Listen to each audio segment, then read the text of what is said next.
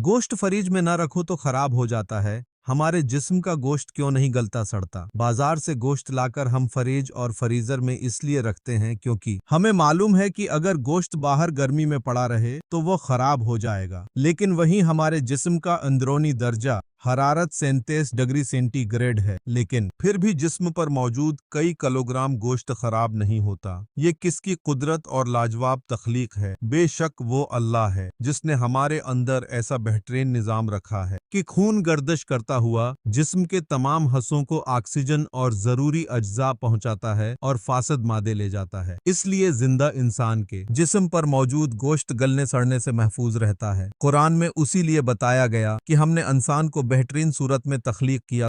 सुभान अल्लाह। गोश्त फ्रिज में न रखो तो खराब हो जाता है। हमारे जिस्म का गोश्त क्यों नहीं गलता सड़ता? बाजार से गोश्त लाकर हम फ्रिज और फ्रीजर में इसलिए रखते हैं क्योंकि